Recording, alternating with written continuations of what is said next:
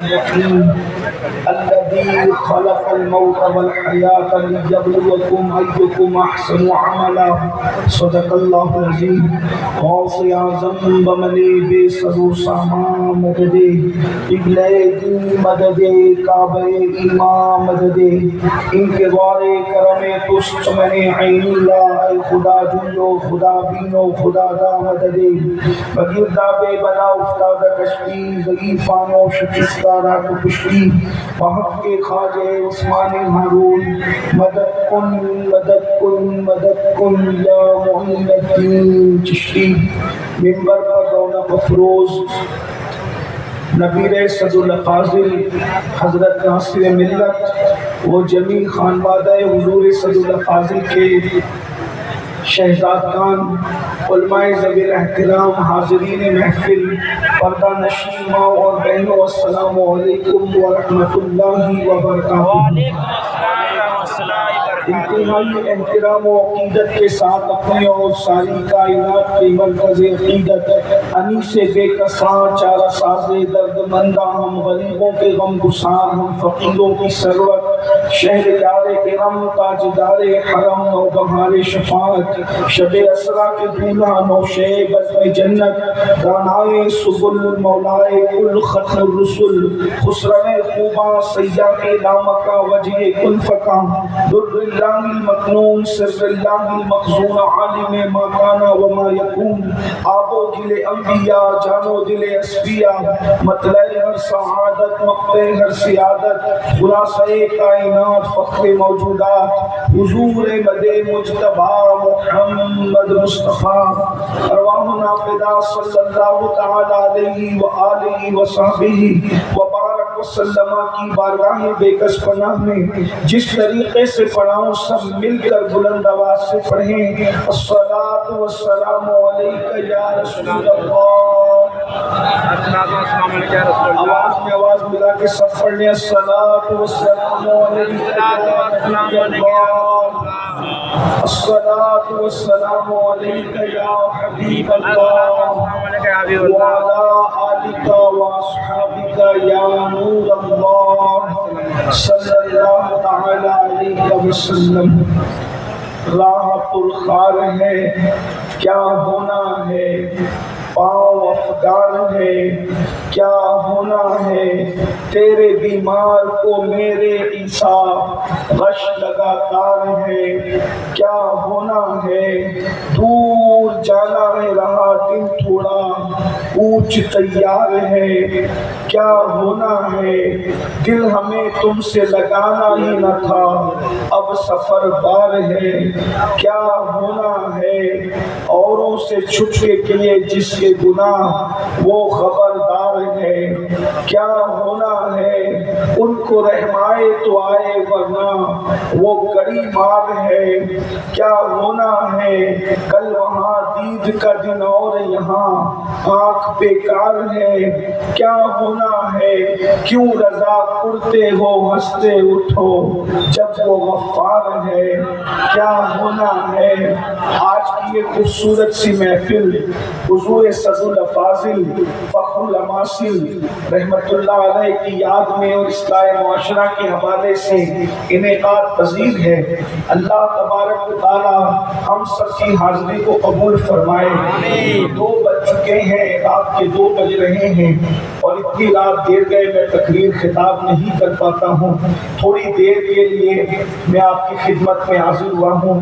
اکثر میں انتظامیہ سے کہتا ہوں کہ اگر مجھ سے تقریر کرانا ہے تو 11 ساڑھے 11 بجے مجھے مائک دے دیا کریں، لیکن زیادہ تر لوگ ایسا نہیں کرتے۔ بہرحال آپ نے آدھی رات گزرنے کے بعد مائک دیا ہے، آپ کا شکریہ، آپ بھی بیٹھے آپ کا بھی شکریہ۔ اور تھوڑی دیر مجھے آپ سے گفتگو کرنا ہے۔ جو آیہ کریمہ سورۃ الملک کی میں نے تلاوت کی ہے، بڑی مشہور و معروف آیہ کریمہ ہے، اس میں اللہ تبارک و تعالیٰ نے اپنے بندوں کو کیوں پیدا کیا، بندوں کی پیدائش کے مقصد کو بیان کیا ہے۔ یہاں ہزاروں کی تعداد میں آپ سب موجود ہیں، 90% نوجوان ہیں، بہت توجہ سے تھوڑی دیر گفتگو سننا۔ میں کوئی خطیب نہیں، کوئی محقق نہیں، آپ نے نے خطبہ علماء دانشوروں سے سب کچھ سن لیا ہے، صرف تھوڑی دیر میں آپ کی اور اپنی ضرورت کی بات کرنا چاہتا ہوں۔ میرے بھائیوں، اللہ خود فرما رہا ہے ہم نے انسان کو کیوں پیدا کیا، انسان کی پیدائش کا مقصد کیا ہے؟ اس لیے کہ اللہ رب العزت نے ہمیں بے مقصد پیدا نہیں کیا، کیونکہ ہم اپنے گھر کے آنگن میں اگر کوئی پودا لگاتے ہیں تو بھی اس کا کوئی نہ کوئی مقصد ہوتا ہے۔ ہم اپنے گھر کے آنگن میں کوئی کھوٹی ٹھوکتے ہیں، اس کا بھی کوئی نہ کوئی مقصد ہوتا ہے۔ ہم کچھ بھی کرتے ہیں، مقصد ہے۔ مثال کے طور پر اس جلسے کے اندر لوگ آئے، آنے والوں کا بھی کوئی مقصد تھا، بلانے والوں کا بھی کوئی مقصد تھا، یعنی کوئی نہ کوئی کام مقصد کے تحت کیا جاتا ہے۔ بے مقصد کوئی کام نہیں ہوتا۔ بچہ بھی روتا ہے تو کسی مقصد کے تحت روتا ہے، بچہ روتا بھی ہے تو بے مقصد نہیں ہوتا۔ جملے پر غور کرنا، پیٹ کا درد ہو رہا ہے تو بچہ روتا ہے، بھوک لگی ہے تو بچہ روتا ہے، کان میں درد ہو رہا ہے تو بچہ روتا ہے۔ غرض کے بچے کا ہنسنا بھی بیکار نہیں ہوتا اور بچے کا رونا بھی بیکار نہیں ہوتا، یعنی ہر کام انسان مقصد کے لیے کرتا ہے۔ اللہ کے بندو بتاؤ، جب تم ہر کام مقصد کے تحت کرتے ہو تو اللہ رب العزت نے کیا کوئی کام بے مقصد کیا ہے؟ معاذ اللہ۔ اور پھر وہ بھی انسان اشرف المخلوقات، اپنی تخلیق کا شاہکار بنا کر اللہ نے جس انسان کو پیدا کیا، کیا بے مقصد پیدا کیا؟ انسان کی پیدائش کا مقصد کیا ہے؟ سنو، غور سے سنو، اللہ کے بندو، زمین پر ظلم کرنے نہیں آئے، زمین پر گناہ کرنے نہیں آئے، زمین پر عیاشی کرنے نہیں آئے، زمین پر بدکاری کرنے نہیں آئے، زمین پر کسی کا حق کھانے نہیں آئے۔ کیوں آئے ہو زمین پر؟ اور بہت وقت کے لیے نہیں آئے ہو، بہت مختصر سی مدت کے لیے آئے ہو۔ 70 سال جیو گے مختصر ہے، 100 سال جیو گے مختصر ہے، 80 سال جیو گے مختصر ہے، جتنی زندگی ہے انسان کی مختصر ہے۔ اللہ ارشاد فرماتا ہے الذی خلق الموت والحیات لیبلوکم ایکم احسن عملا، ہم نے زندگی اور موت کو اس لیے پیدا کیا تاکہ ہم تمہیں آزمائیں۔ اللہ نے آزمانے کے لیے پیدا کیا، زندگی اور موت کو اس لیے پیدا کیا تاکہ تمہیں آزمائیں کون تھوڑی سی زندگی کو پا کر اچھا عمل کرتا ہے۔ یہ تھوڑی سی زندگی اس لیے دی گئی ہے تاکہ ہم اچھا عمل کر سکیں۔ اپنے آپ سے پوچھنا چاہتا ہوں کہ ہم اچھا عمل کر رہے ہیں؟ انسان امتحان ہال میں ہے، انسان ایگزام ہال میں ہے۔ اس زمین کو اللہ رب العزت نے زمین پر جو ہمیں بھیجا امتحان لینے کے لیے تاکہ تمہیں کون اچھا عمل کرتا ہے۔ اچھا عمل کرنے والے اپنی زندگی کا جائزہ لو، اپنی زندگی کو دیکھو اور سن لو، یہاں جو کرو گے وہاں وہی بھگتو گے۔ الدنیا مزرعۃ الآخرہ، دنیا آخرت کی کھیتی ہے، یہاں جو کرو گے وہی پاؤ گے۔ اللہ اکبر، یہاں کیا کر رہا ہے انسان؟ اللہ اللہ، کسی کی غیبت کر رہا ہے، کسی سے نفرت کر رہا ہے، کسی کی چغلی کر رہا ہے، کسی کا حق کھا رہا ہے، ماں باپ کو ستا رہا ہے۔ یاد رکھنا، اچھی طرح یاد رکھنا، آخرت میں کچھ نیا نہیں ہوگا۔ یہاں جو کرو گے وہاں اسی کا صلہ ملنے والا ہے، اسی کا پھل ملنے والا ہے۔ حیرت کی بات یہ ہے، اللہ اکبر، انسان کس سے وفا کر رہا ہے؟ انسان کس کا وفادار ہے؟ انسان کہتا ہے مجھے کوئی وفادار نہیں ملتا۔ کیا تو اپنے اللہ سے وفا کر رہا ہے؟ اگر کوئی 600 روپے کی نوکری دیتا ہے تو اس کی ہاں میں ہاں ملاتا ہے۔ کوئی 600 روپے کی نوکری دیتا ہے، 6000 کی نوکری دیتا ہے، 10,000 کی نوکری دیتا ہے تو اس کے سامنے میرے بھائی ہاتھ باندھ کر کے کھڑا رہتا ہے۔ اگر وہ 5 بجے صبح بلائے تم 5 بجے جاتے ہو، تم لوگ 7 بجے بلائے تم 7 بجے جاتے ہو۔ مجھے بتاؤ میرے بھائی، 10,000 کی 7,000 کی کوئی نوکری دے، آپ اس کے حکم پر کھڑے رہتے ہو۔ وہ اللہ جس نے ماں کے پیٹ میں ہماری اچھی شکل بنائی، وہ اللہ جس سے پیدا ہونے سے پہلے ماں کے سینے میں ہمارے لیے غذا پیدا فرمائی، وہ اللہ جس کے ماں باپ کے دل میں ہمارے لیے محبت پیدا فرمائی۔ ذرا غور کریں، اگر اللہ محبت پیدا نہ کرتا اور ماں کے دل میں نفرت پیدا کرتا اور ماں باپ جو ہے ہمیں بچپن میں پیدا ہونے کے بعد دوا کھانے میں چھوڑ کے بھاگ جاتے تو بتاؤ ہمارا کیا ہوتا؟ اللہ خوبصورت بنانے کے بجائے بدصورت بنا دیتا، ہمارا کیا ہوتا؟ لیکن ذرا غور تو کریں, تھوڑی دیر کے لیے سوچے تو صحیح. اللہ وہ ہے جس نے ماں کے شکم میں ہماری خوبصورت شکل بنائی, وہ اللہ جس نے ماں کے سینے میں پیدا ہونے سے پہلے غذا پیدا فرمائی, وہ اللہ جس نے ماں باپ کے دل میں محبت پیدا کی, وہ اللہ جس نے دیکھنے کو آنکھیں عطا کی, وہ اللہ جس نے دیکھنے کو آنکھیں عطا کی, جس نے سننے کو کان عطا کیے, بولنے کو زبان عطا کی. جاؤ گھمنڈ کرنے والوں ان سے پوچھو جن کو آنکھیں نہیں, ان سے پوچھو جن کو کان نہیں, کان تو ہے مگر وہ سنتے نہیں, زبان تو ہے مگر وہ بولتے نہیں. جا کر کے اس کی قیمت تلاش کرو, ہے اس کی کوئی قیمت؟ کوئی دے سکتا ہے زبان, کوئی دے سکتا ہے سننے کی طاقت, کوئی دے سکتا ہے دیکھنے کی طاقت, مگر میرا اللہ ہے سننے کی طاقت وہ دے, دیکھنے کی طاقت وہ دے, بولنے کی طاقت وہ دے, کھائے تو ہضم کرنے کی طاقت وہ دے, چلنے کی طاقت وہ دے. ہر چیز اس نے عطا کی ہے. اچھی بیوی اس نے عطا کی, اچھے ماں باپ اس نے عطا کی, اچھی اولاد اس نے عطا کی, اچھا خاندان اس نے عطا کیا, عزت اس نے دی, وقار اس نے دیا, عیبوں کے پردے اس نے ڈالے. خدا کی عزت کی قسم اٹھا کے کہتا ہوں, اگر اللہ نے تمہارے اور میرے عیبوں کے پردے نہ ڈالے ہوتے تو نہ عزت کے ساتھ تم یہاں بیٹھنے کے قابل تھے, نہ میں یہاں بیٹھنے کے قابل ہوں. اللہ اکبر, اس کی محبتیں تو دیکھیں, اس کا پیار تو دیکھیں, وہ سب کچھ دے رہا ہے اور اپنے لیے کچھ نہیں مانگتا, بلکہ وہ صرف یہ کہتا ہے تو اپنے لیے اچھا عمل کر لے تاکہ تیری آخرت کامیاب ہو جائے. مگر اس کے باوجود بھی مسلمانوں کے پاس دوستوں کے لیے تو وقت ہے, مسلمانوں کے پاس کاروبار کے لیے تو وقت ہے, مسلمانوں کے پاس بیوی بچوں کے لیے تو وقت ہے. بتاؤ جو کچھ نہیں دیتے ان کے لیے سب کے پاس وقت ہے. جس اللہ نے سب کچھ دیا ہے اس اللہ کی عبادت کے لیے ہمارے پاس کوئی ٹائم ہی نہیں ہے, کوئی وقت ہی نہیں ہے. ایک وقت کی نماز کو صرف 10 منٹ لگتے, 10 منٹ. ہاتھ مت اٹھانا, ہاتھ مت اٹھانا, ابھی ہاتھ نہیں اٹھانا, کسی کو ذلیل کرنا مقصود نہیں ہے. رات کے 2 بجے تک علماء کی خاطر بیٹھے ہو نا, 9 بجے 10 بجے سے جلسے میں آ کے بیٹھے ہو, 2 بج رہے ہیں اور شاید 4 بجے تک بھی جلسہ چلے تو بیٹھے رہو گی. آپ مجھے بتائیں, مولوی کو دیکھنے کے لیے 4 بجے تک بیٹھے ہو جلسے میں, مولا کی خاطر 10 منٹ نکال سکتے ہو؟ مولا کی خاطر 10 منٹ نکال سکتے ہو؟ کتنے لوگ ہیں جو عشاء پڑھ کر آئے ہیں؟ ہاتھ نہیں اٹھانا کسی کو. حضور کی امت بہت عزت دار ہے, حضور کی امت کی ہر فرد کی عزت کعبے سے افضل ہے. آپ کو ذلیل کرنا مقصد نہیں, اپنے آپ میں ڈوب کر سوچو کتنے ہیں جو عشاء پڑھ کر آئے ہیں اور کتنے ہیں جو جا کر کے فجر پڑھیں گے.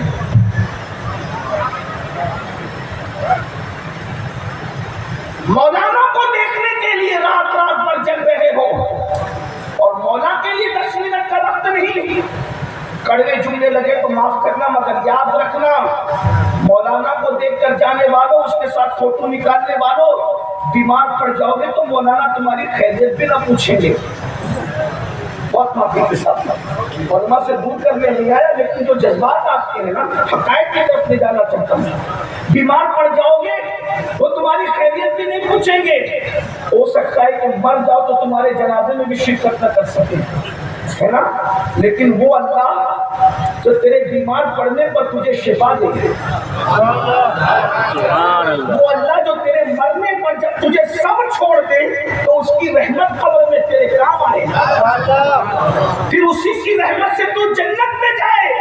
مجھے بتا, جو انسان تیرے کام نہیں آ سکتا تو اس کے لیے اتنا وقت دیتا ہے, اور جو رب ہر قدم پر اس کی رحمت تیرا سہارا بن رہی ہے, اس کے لیے تیرے پاس وقت نہیں ہے. مسلمان مجھے بتا, تو سب کے قریب ہونا چاہتا ہے, رب کے قریب نہیں ہونا چاہتا. سیاسی لیڈروں کی چاپلوسی کرتے ہو تاکہ ان کے قریب ہو جاؤ, لوگوں کی چاپلوسی کرتے ہو تاکہ ان کے قریب ہو جاؤ. سن لو, کسی کے بھی قریب ہو جاؤ کوئی کام نہیں آنے والا. آج تو بیٹے باپ کے کام نہیں آتے, کون کس کے کام آئے گا؟ مگر یاد رکھنا, سب کے قریب ہونا مشکل ہے. دھکے کھاؤ تو قریب ہو, تحفے دو تو قریب ہو, محنت کرو تو قریب ہو, مگر یاد رکھنا سب کے قریب ہونا مشکل ہے, رب کے قریب ہونا سب سے زیادہ آسان ہے. اور جو اللہ کے قریب ہوتا ہے وہ کسی کے پیچھے نہیں دوڑتا, ساری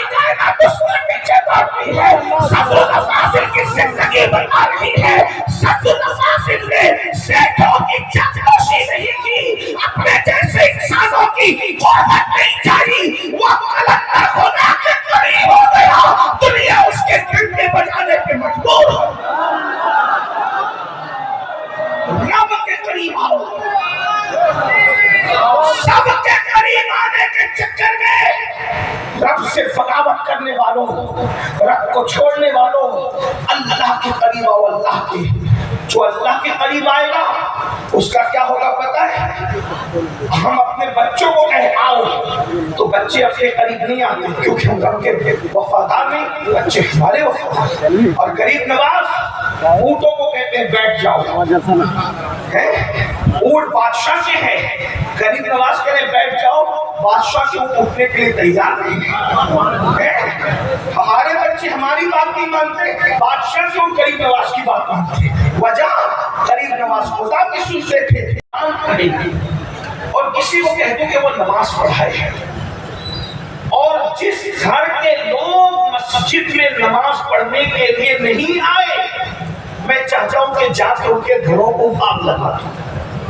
حضور علیہ السلام کا غصہ، حضور کا جلال، رحمت للعالمین اپنے جان کے دشمنوں کے گھروں کو بھی آگ نہیں لگانا چاہتے تھے، کیونکہ وہ آگ لگانے نہیں، وہ باغ لگانے آئے ہیں۔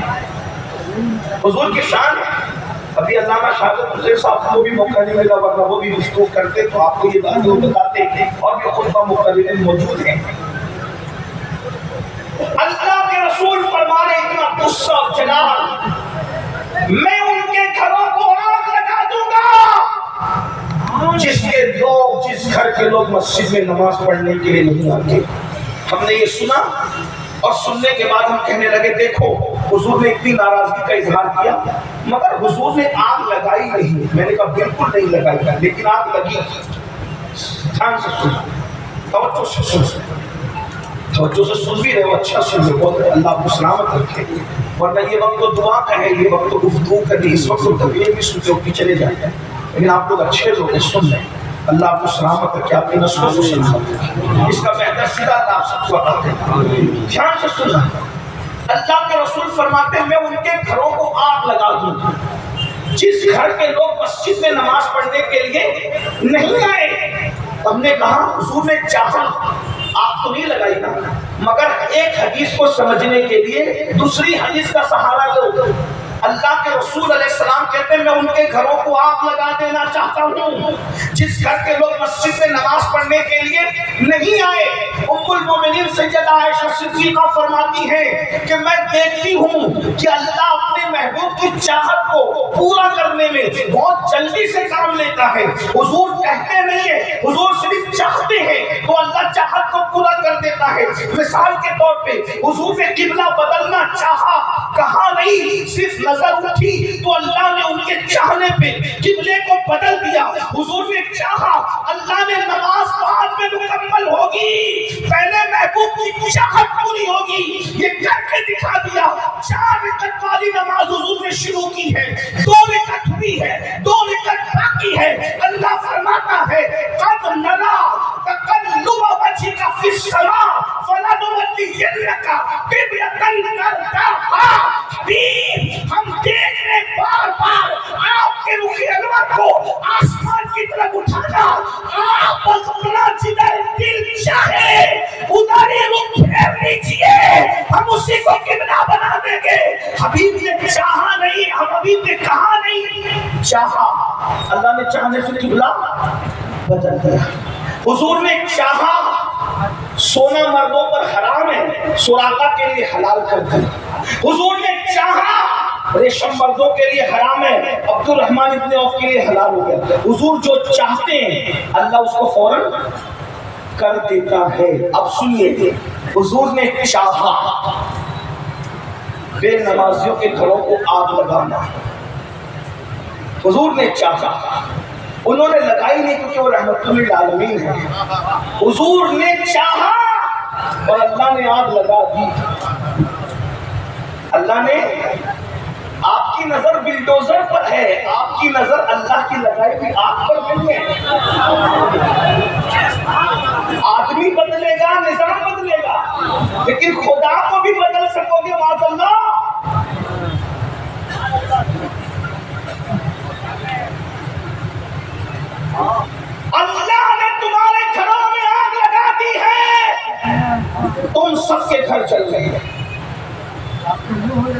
چل سب رہے ہو، محسوس بھی کر رہے ہو، مگر آپ نظر نہیں آتی. نظر نہیں آتی اس میں بھی حکمت ہے. نظر آتی تو تم بجھا لیتے نا. اللہ کی لگائی ہوئی آگ کیا ہے؟ اب تو آپ سوچو کیا ہے. میاں بیوی سے محبت اٹھا دی، یہ آگ نہیں ہے تو کیا ہے؟ باپ بیٹے سے پیار اٹھا لیا، یہ آگ نہیں ہے تو کیا ہے؟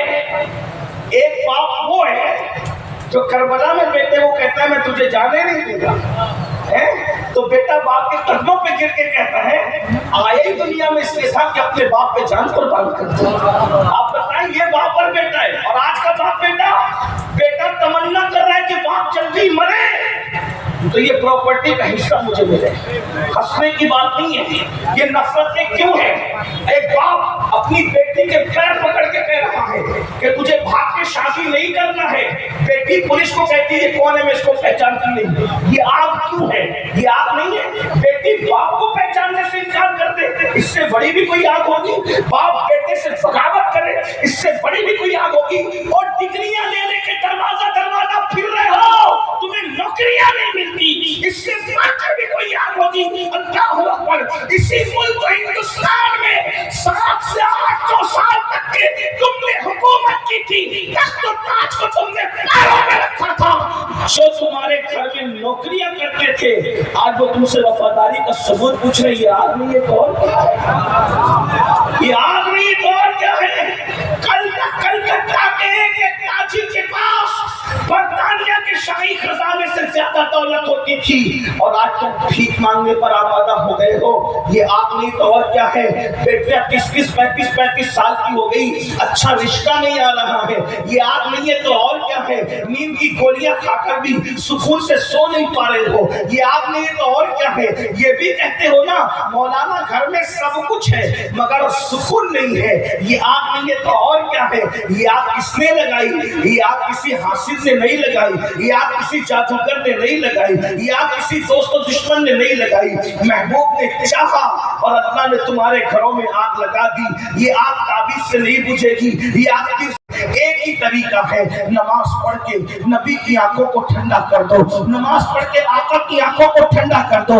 تم ادھر محبوب کی آنکھوں کو ٹھنڈا کرو گے، اللہ تمہارے گھر کی آنکھ کو ٹھنڈا فرما دے گا. میرے بھائیوں، اللہ کے بندو، آج بتاؤ مسلمان سوچتا ہے مولانا نہیں بھی نماز پڑھے تو جنت میں جائیں گے، کیونکہ ہم بہت معافی کے ساتھ میں ایسی جلی کٹی باتیں دل کا درد کرتا ہوں. مجھے تقریر کرنی نہیں آتی، میں خطابت نہیں جانتا، لیکن بس میں دل کا درد لے کے لوگوں کے پاس آتا ہوں. اتنا کہوں آپ کہیں گے میں تو غوث پاک کا مرید ہوں، غوث پاک ہاتھ پکڑ کے جنت میں لے جائیں گے. میں تو غریب نواز کا مرید ہوں، غریب نواز ہاتھ پکڑ کے جنت میں لے جائیں گے.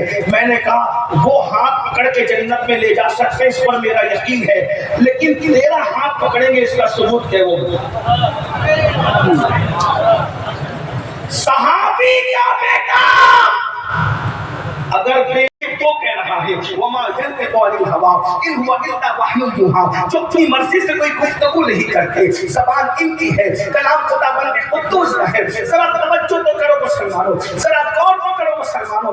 ایک وقت کی نماز کے لیے صرف 10 منٹ کا ٹائم لگتا ہے، نکال دو 10 منٹ کا ٹائم. نماز کے برابر کوئی عبادت نہیں ہے. حضرت خواجہ نصیر الدین چراغ تحریر فرماتے ہیں کہ 70 سال غار میں بیٹھ کر عبادت کرنا ایک جگہ ہے، اور فجر کی 2 رکعت سنت ایک سنت پڑھنا ایک جگہ ہے.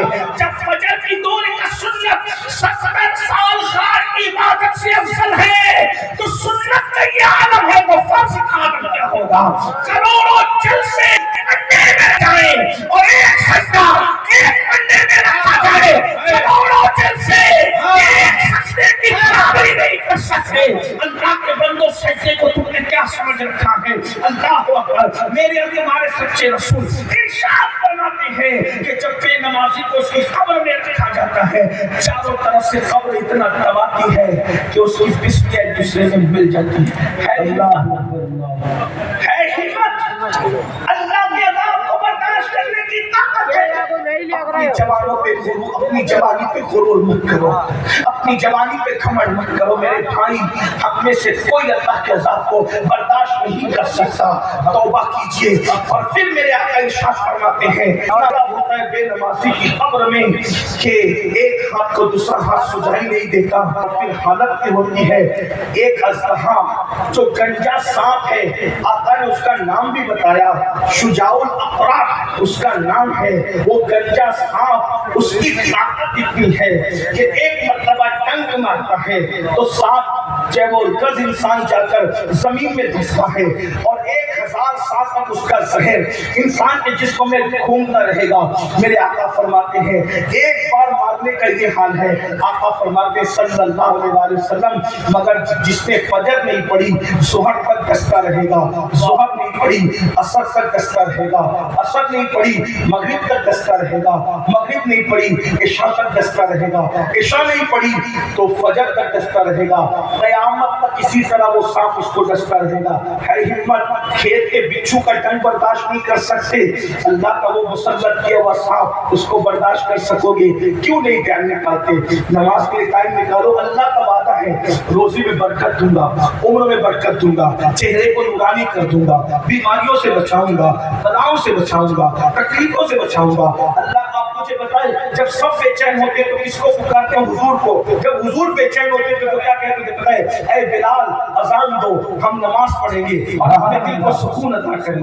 حضور علیہ السلام فرماتے ہیں نماز میں میری آنکھوں کی ٹھنڈک ہے. ایک بات بتاؤں، جب مصیبت آتی ہے تو اللہ فرماتا ہے فَإِنَّ مَعَ الْعُسْرِ يُسْرًا، إِنَّ مَعَ الْعُسْرِ يُسْرًا، بے شک ہر مصیبت کے ساتھ آسانی ہے. اور یقیناً ہر مصیبت کے ساتھ بعد نہیں، توجہ آپ کی، مصیبت کے بعد آسانی نہیں ہے. اللہ کہتا ہے مصیبت کے ساتھ بعد کی بات اور لوگ کرتے ہیں. ہم خزائن العرفان والے ہیں نا، کیا بات ہے، سبحان اللہ. ہم ساتھ کی، اللہ فرما رہا ہے ہر مصیبت کے ساتھ آسانی ہے، اور بے شک ہر مصیبت کے ساتھ آسانی ہے. شرط کیا ہے؟ فَإِذَا فَرَغْتَ فَانصَبْ وَإِلَىٰ رَبِّكَ فَارْغَب. جب نماز پڑھ لو تو اس کے بعد دعا میں گر گراؤ تو اللہ تمہاری ہر مصیبت کو راحتوں میں تبدیل فرما دے. سبحان اللہ. کیوں نہیں گراتے اللہ کی بارگاہ میں؟ کیوں نہیں روتے اللہ کی بارگاہ میں؟ میرے بھائیوں آؤ، نمازی کی دعا قبول کرنے کا وعدہ اللہ نے دیا. ایک جملہ یہاں عرض کر کے بات ختم کرنے لگا ہوں. کچھ لوگ کہتے ہیں کہ ولی مر کر مٹی میں مل گئے، کچھ لوگ کہتے ہیں نبی مر کر مٹی میں مل گئے. میں ان کو کہتا ہوں یہ حدیث تم بھی مانتے ہو، یہ حدیث ہم بھی مانتے ہیں. دیکھو بہت معاملے میں جھگڑا ہے، لیکن کچھ معاملے ایسے کہ وہ بھی مانتے ہیں ہم بھی مانتے ہیں. یہ حدیث جو میں نے پڑھی نا، وہ لوگ بھی اپنے اجتماع میں بیان کرتے ہیں 1857 کے بعد کے نئے فرقے والے، اور ہم 1450 سال والے بھی بیان کرتے ہیں. کون سی حدیث؟ فجر نہیں پڑھو گے تو ظہر تک ڈسے گا، ظہر نہیں پڑھو گے تو عصر تک ڈسے گا، عصر نہیں پڑھو گے تو مغرب تک ڈسے گا، مغرب نہیں پڑھو گے تو فجر تک ڈسے گا، فجر نہیں پڑھو گے تو مغرب نہیں پڑھو گے تو عشاء تک، اور عشاء نہیں پڑھو گے تو فجر تک، قیامت تک ڈستا رہے گا. اب آپ سے پوچھتا ہوں، جو لوگ کہتے ہیں کہ نبی مر کے مٹی میں مل گئے، ولی مر کے مٹی میں مل گئے، وہ لوگ یہ حدیث پڑھتے ہیں کہ نہیں پڑھتے کہ قیامت تک سانپ ڈستا رہے گا؟ وہ لوگ پڑھتے ہیں کہ نہیں؟ اب ہم ان سے ایک سوال کرتے ہیں، اس حدیث کو تم نے بھی مانا، ہم نے بھی مانا، تو جو سانپ ڈستا ہے قبر میں تو مٹی کو ڈستا ہے کہ پتھر کو ڈستا ہے کہ مردے کو ڈستا ہے؟ تو بولے نہیں مردے کو ڈستا ہے. میں نے کہا اگر مردے کو ڈسا تو مردہ تو پھر مزے ہی لے گا کہ جیتے جی پاپ کرو اور مرنے کے بعد عذاب سہو. تو مردے کو عذاب کا احساس ہوگا؟ بولو بھائی ہوگا. مردے کو لات مارو احساس ہوگا؟ ظاہر میں نہیں ہوگا. تو اللہ اس کو زندہ کرتا ہے تبھی تو اس کو عذاب دیتا ہے نا. یعنی قبر میں مردہ زندہ ہے تبھی تو عذاب اٹھا رہا ہے. پھر اس کے بعد 6 مہینے بعد قبر کھلی، کچھ نظر نہیں آتا، دوسرا مردہ آپ دفن کر دیتے ہیں. تو بھائی مگر رسول تو فرما رہے ہیں کہ قبر میں ہے تبھی تو عذاب ہو رہا ہے، قیامت تک نہیں ہوتا تو عذاب کیسے ہوتا؟ تو نبی کی بات مانو گے کہ اپنی آنکھ کی بات مانو گے؟ اس کی بات مانو گے؟ بہت ساری بات ہے. آنکھ جو کہ دیکھتی ہے وہ ہوتا نہیں ہے، آنکھ جھوٹ بولتی ہے. تو کیسے؟ میں نے کہا ہم ٹرین میں چلتے ہیں، درخت تو گھومتے نظر آتے ہیں. بولو کیا یہ درخت تو گھوم رہے ہیں؟ نہیں. بولو بھائی نہیں. بات صحیح کہہ رہے ہو کہ نہیں کہہ رہا ہوں؟ درخت تو گھوم رہے ہیں، آنکھیں جھوٹ بولنے کے لیے بول رہی ہے. تو سامنے جب آ کے اتنا جھوٹ بول سکتے سکتی ہے تو غیب کے معاملے میں آنکھیں کون سی کامیاب ہو سکتی ہے؟ اور آنکھیں تو اتنی کمزور ہے میرے بھائی تیری کہ کبھی بغیر آئینے کے اپنا چہرہ دیکھا ہے کیا؟ جب اپنا منہ آئینے کے بغیر نہیں دیکھ سکتا تو خدا کی غیب کے جلوے کیسے دیکھ سکتے ہیں آنکھ سے؟ تو آنکھیں جھوٹی ہے، نبی سچے ہے، اسی لیے تو آنکھیں کہیں ناکام ہو جاتی ہے مگر نبی کہیں ناکام نہیں ہوتا۔ نبی تو زمین پہ بیٹھ کر کے لامکہ کی خبر دیا کرتا ہے، اور کوئی کہتا تم سے میرا ہو بنا جب نہ خدا ہی چھپا تم پہ کروڑوں دور۔ بھائی انسان قبر میں دکھے یا نہ دکھے ہے تبھی تو عذاب ہو رہا ہے قیامت تک۔ بات اتنی سمجھے کہ نہیں سمجھے؟ جو سمجھ گئے وہ ہاں کہہ دے بس، ورنہ کوئی بات نہیں۔ جو نہیں سمجھا میں آسان کرتا ہوں، سب کی بات سمجھ میں آ گئی؟ مردہ قبر میں ہے اور قیامت تک ہے، دکھے یا نہ دکھے، اسی لیے تو عذاب ہو رہا ہے۔ بولو بھائی ہو رہا ہے کہ نہیں ہو رہا ہے؟ تو جب بے نمازی قیامت تک اپنی قبر میں زندہ ہے حدیث کی روشنی میں، تو وہ غوث اعظم جس نے 40 سال تک عشاء کے وضو سے فجر کی نماز پڑھی ہے، تو بے نمازی جب قبر میں زندہ عذاب کے لیے، تو نماز پڑھنے والے اولیاء بھی اللہ کے انعام کے لیے قبر میں زندہ اور موجود ہیں۔ اور جب نمازی کی یہ برکتیں ہیں تو نماز لانے والے رسول مصطفیٰ جان رحمت کی حیات کا عالم کیا ہوگا؟ تو زندہ ہے بندہ، تو زندہ ہے بندہ، میرے چشم عالم سے چھپ جانے والے۔